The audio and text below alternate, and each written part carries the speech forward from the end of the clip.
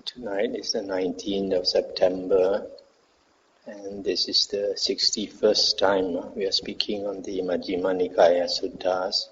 Tonight we come to Sutta 146, Nandakovada Sutta, advice from Nandaka. Thus have I heard. On one occasion, the Blessed One was living at Savatthi in Jeta's Grove, Anathapindika's park. Then Mahapajapati to Gotami, together with 500 nuns, went to the Blessed One. After paying homage to the Blessed One, she stood at one side and said to him, "Venerable Sir, let the Blessed One advise the nuns. Let the Blessed One instruct the nuns. Let the Blessed One give the nuns a talk on the Dhamma." On that occasion, the elder monks were taking turns in advising the nuns. But the Venerable Nandaka did not want to advise them when his turn came. Then the Blessed One addressed the Venerable Ananda. "Ananda, whose turn is it today to advise the nuns?" "Venerable Sir, it is the Venerable Nandaka's turn to advise the nuns, but he does not want to advise them even though it is his turn." Then the Blessed One addressed the Venerable Nandaka. "Advise the nuns, Nandaka. Instruct the nuns, Nandaka. Give the nuns a talk on the Dhamma, Brahmana." "Yes, Venerable Sir," the Venerable Nandaka replied. Stop here for a moment. The Buddha instructed that the nuns once in 2 weeks should be taught the Dhamma by senior monks. And generally, senior monks means those with 20 vasa, 20 years higher ordination or more. What later came to be called Mahathera. But during the Buddha's time, any monk who was ordained 10 years and above was called Thera or Thero, and they did not have the word Mahathera. Later, they coined the word Mahathera for monks with 20 years ordination and more. And then this Venerable Nandaka here is said that he did not want to teach the nuns. According to the commentary says that in the past Nandaka was a king, and the nuns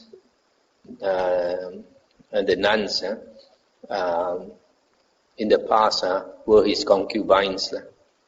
So he was afraid that those monks with psychic power would know and then would think that he is attached to them, wants to associate with them.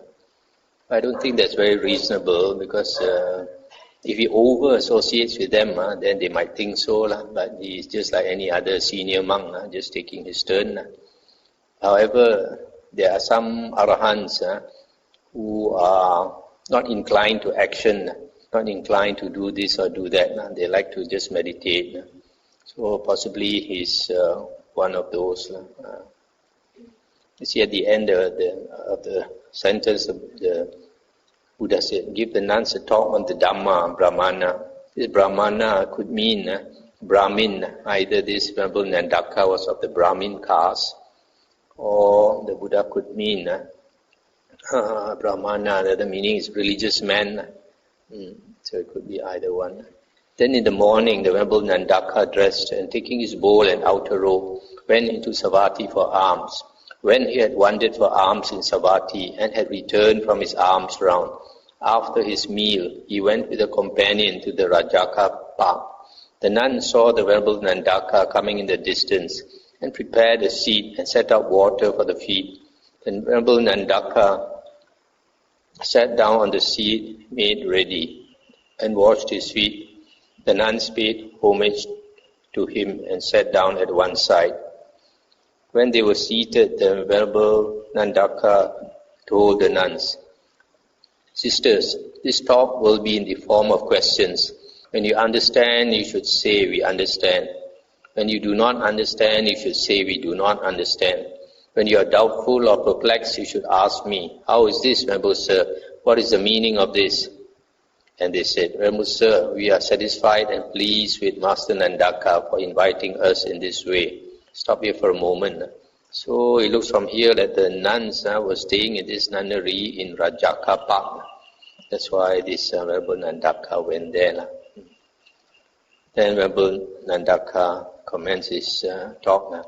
He said, "Sisters, what do you think? Is the I permanent or impermanent?"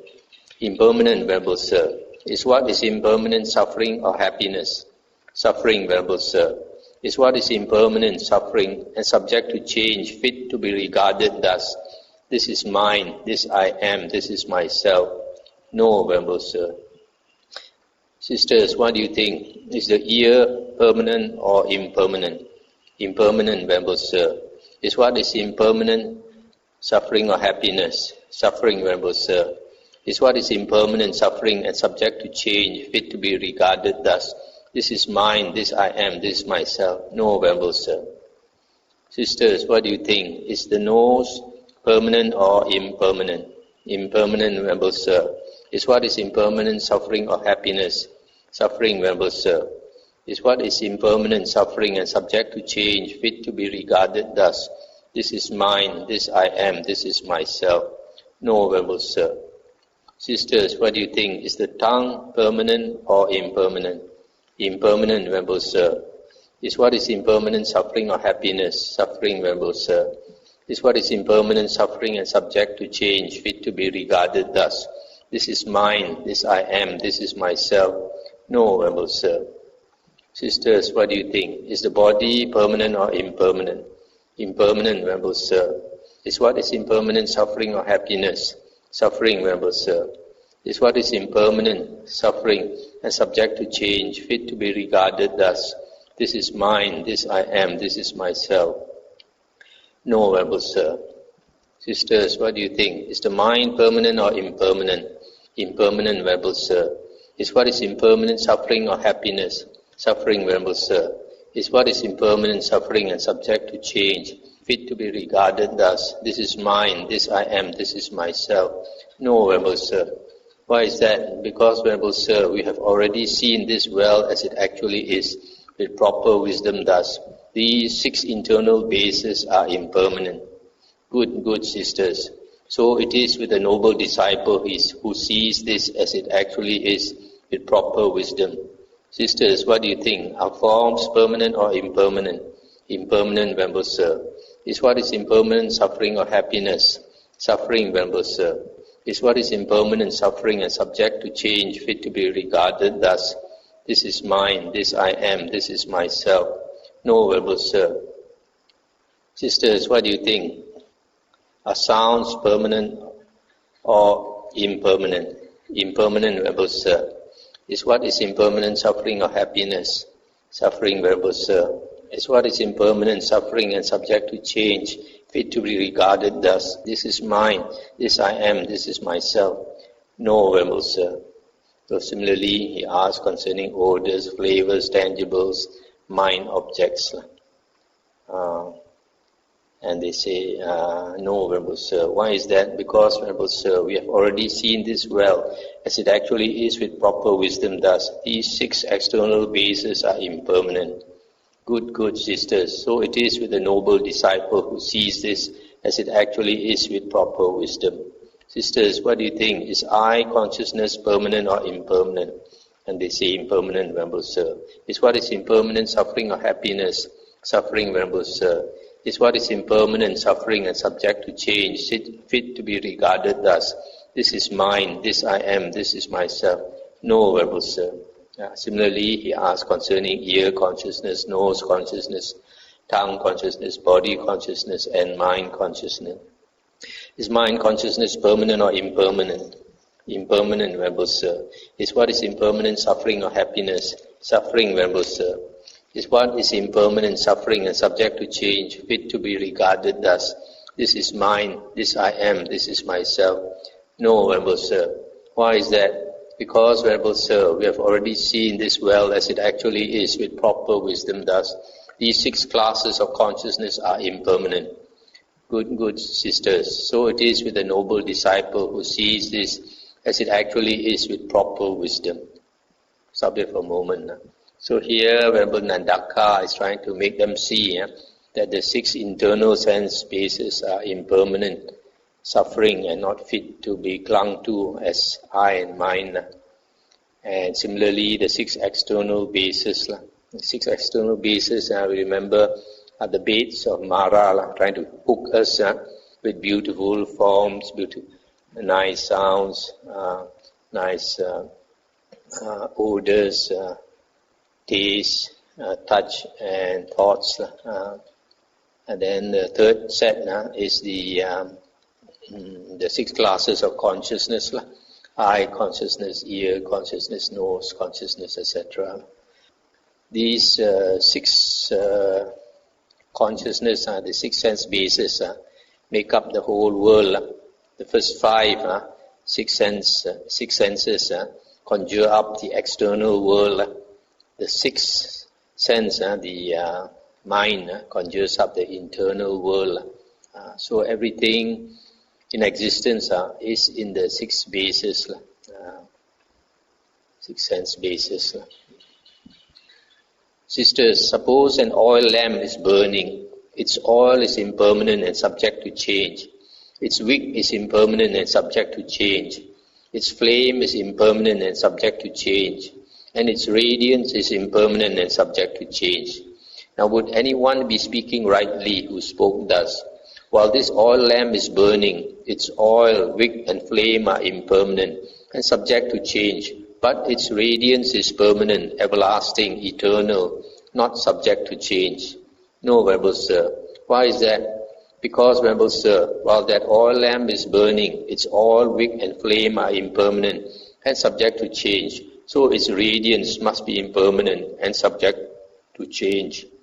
So too, sisters, would anyone be speaking rightly who spoke thus? These 6 internal bases are impermanent and subject to change. But the pleasant, painful, or neither painful nor pleasant feeling that one experiences in dependence upon the 6 internal bases is permanent, everlasting, eternal, not subject to change. No, Venerable Sir. Why is that? Because each feeling arises in dependence upon its corresponding condition. And with the cessation of its corresponding condition, the feeling ceases. Good sisters. So it is with a noble disciple who sees this as it actually is with proper wisdom. Stop here for a moment. So here, Venerable Nandaka starts to give some similes to show more clearly the Dhamma. So this oil lamp is burning and the different components, the oil, the wick, the flame, the radiance are all impermanent. So this radiance, which is the brightness, you cannot expect it to be permanent because the radiance depends on all these other factors. Depends on the oil, which is impermanent, depends on the wick, which is impermanent, depends on the flame, which is impermanent. So how can the radiance be permanent when the conditions for it, namely the oil, the wick, the flame, are impermanent? So since it depends on certain conditions which are impermanent, so you can say it's even more impermanent. So similarly, the feeling arises through contact at the 6 internal bases. When the eye contacts form, then a feeling arises. And when ear contacts sound, then another type of feeling arises. So this feeling arises due to contact at the 6 internal sense bases. But the 6 internal sense bases are impermanent. So feeling cannot be permanent. Why we talk about feeling? Because people tend to cling to feeling. When you have a pleasant feeling, you want to experience it again and again. And this craving is the cause for rebirth. This craving for good feeling is cause for the round of samsara. Sisters, suppose a great tree is standing possessed of hard wood. Its root is impermanent and subject to change. Its trunk is impermanent and subject to change. Its branches and foliage are impermanent and subject to change. And its shadow is impermanent and subject to change. Now would anyone be speaking rightly who spoke thus? The root, trunk, branches and foliage of this great tree, standing possessed of hard wood, are impermanent and subject to change. But its shadow is permanent, everlasting, eternal, not subject to change. No, Venerable Sir. Why is that? Because, Venerable Sir, the root, trunk, branches and foliage of this great tree, standing possessed of hard wood, are impermanent and subject to change. So its shadow must be impermanent and subject to change. So too, sisters, would anyone be speaking rightly who spoke thus? These 6 external bases are impermanent and subject to change. But the pleasant, painful, or neither painful nor pleasant feeling that one experiences in dependence upon the 6 external bases is permanent, everlasting, eternal, not subject to change. No, Venerable Sir. Why is that? Because each feeling arises in dependence upon its corresponding condition, and with the cessation of its corresponding condition, the feeling ceases. Good sisters. So it is with the noble disciple who sees this as it actually is with proper wisdom. So here, Venerable Nandaka is trying to show that feeling also arises dependent on the 6 external bases. That means forms contacting the eye, sounds contacting the ear, odors contacting the nose, taste contacting the tongue, tangibles contacting the body, and thoughts contacting the mind. So these 6 external bases are impermanent, and so the feeling that arises dependent on these 6 external bases are impermanent, or even more impermanent. Sisters, suppose a skilled butcher or his apprentice were to kill a cow and carve it up with a sharp butcher's knife, without damaging the inner mass of flesh and without damaging the outer hide. He would cut, sever and carve away the inner tendons, sinews and ligaments with the sharp butcher's knife. Then, having cut, severed and carved all this away, he would remove the outer hide and cover the cow again with that same hide. Would he be speaking rightly if he were to say, this cow is joined to this hide just as it was before? No, Venerable Sir. Why is that? Because if that skilled butcher or his apprentice were to kill a cow and cut, sever and carve away all that away, even though he covers the cow again with that same hide and says, this cow is joined to this hide just as it was before, that cow would still be disjoined from that hide.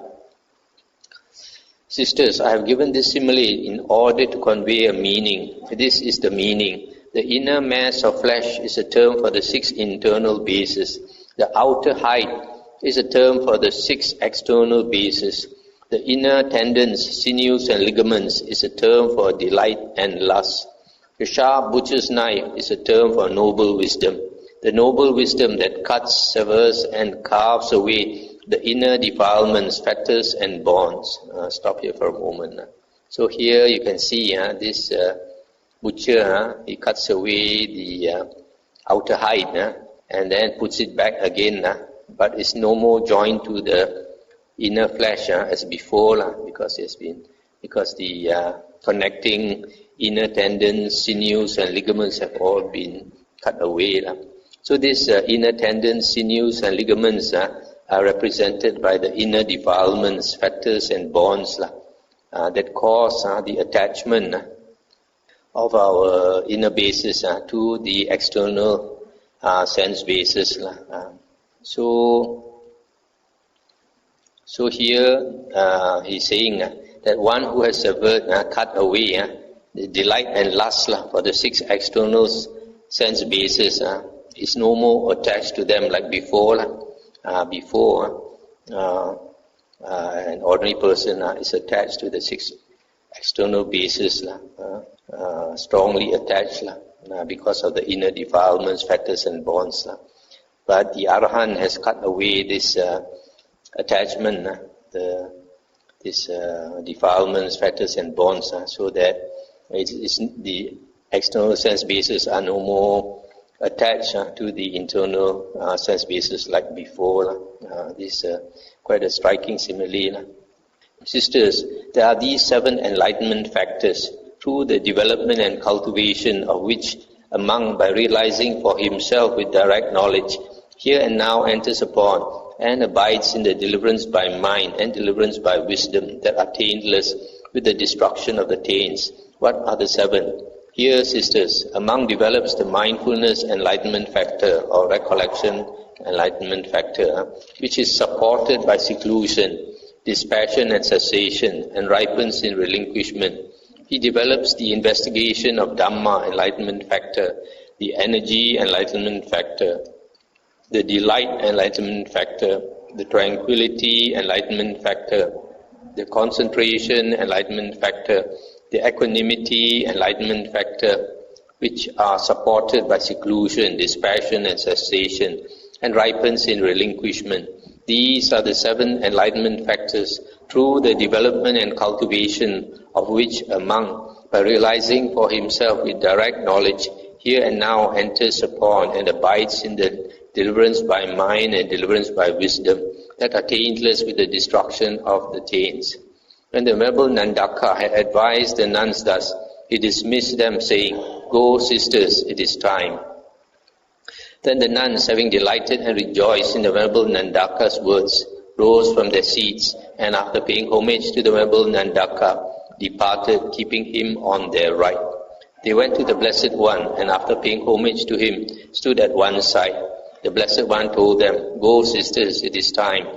Then the nuns paid homage to the Blessed One and departed, keeping him on their right. Stop here for a moment.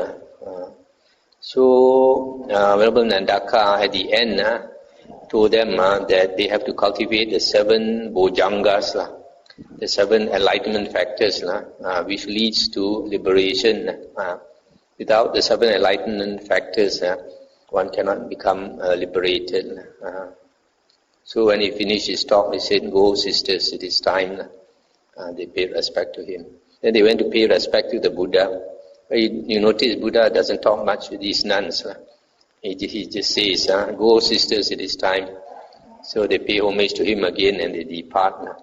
We notice in the suttas and the Vinaya, the Buddha has very little words to talk to anyone except in connection with the Dhamma. He does not waste time talking, "How are you? How's your health?" and all these things. He doesn't. And he generally only talks to the non-arahants. Those who have not attained arahanthood, generally he does not talk much to them. And these arahant nuns, they come to him even in the middle of the night. Those with psychic power. I remember Upalavana, the one with the greatest psychic power. Sometimes in the middle of the night, she flies in the air, stands in the air, wants to come and talk to the Buddha. Sometimes when he sees that the Buddha is occupied with devas or what, she'll wait. If there's no devas keeping the Buddha busy, then she'll come down and talk to the Buddha. So soon after they had left, the Blessed One addressed the monks. "Monks, just as on the Uposatha day of the 14th, people are not doubtful or perplexed as to whether the moon is incomplete or full. Since then the moon is clearly incomplete, so too those nuns are satisfied with Nandaka's teaching of the Dhamma, but their intention has not yet been fulfilled."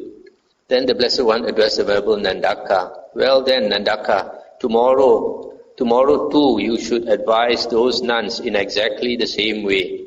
"Yes, Venerable Sir," the Venerable Nandaka replied. Then the next morning the Venerable Nandaka dressed.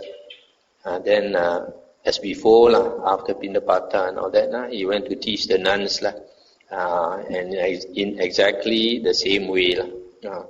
Then the nuns paid homage to him. After that they went to pay homage to the Buddha. Then the nuns paid homage to the Blessed One and departed, keeping him on their right. Soon after they had left, the Blessed One addressed the monks. "Monks, just as on the Uposatha day of the 15th, People are not doubtful or perplexed as to whether the moon is incomplete or full. Since then the moon is clearly full. So too, those nuns are satisfied with Nandaka's teaching of the Dhamma, and their intention has been fulfilled. Monks, even the least advanced of those 500 nuns, is a stream enterer, no longer subject to perdition, bound for deliverance, headed for enlightenment. That is what the Blessed One said. The monks were satisfied and delighted in the Blessed One's words. It's the end of the sutta. So here you see Venerable Nandaka. First he talks about the 6 internal sense bases, that they are impermanent, suffering and not fit to be regarded as I and mine. Then the 6 external sense bases, and the consciousnesses that correspond to the 6 bases. And then after that he gives these similes which are very striking to make them see that the feeling that we cling to is dependent on other conditions which are impermanent. That being so, the feeling itself is even more impermanent. And then we have to cut the delight and lust for the 6 external sense bases. Once we cut off the delight and lust for the 6 external sense bases, then we are no more attached to them as before, and become liberated from them. So the first time they heard it, they kind of half understood. So the Buddha said to repeat the teaching, and repeated the same teaching, and it sunk in. So all of them attain Aryahood, different levels depending on their samadhi. So this shows that listening to the Dhamma, especially the suttas, is very important. And it also shows that the more times you listen, the more it sinks in. Like these nuns, when they heard it the second time, then they attain various levels of Aryahood. So listening to the Dhamma or studying the suttas again and again is very important. Each time we listen to the sutta or read the Nikayas, the suttas, then we understand the implications more and more. Just listening to the Dhamma is vipassana. Vipassana means contemplation. When you listen, you immediately contemplate. And it's equivalent to samasati. Samasati, we are supposed to be mindful of or contemplate 4 objects of sati. The body, feelings, the mind, and Dhamma. And I always say, out of these 4, the Dhamma is the most important because it leads to the various levels of Aryahood. When you understand the Dhamma, you will attain the wisdom that gives you the attainment of the various levels of Aryahood.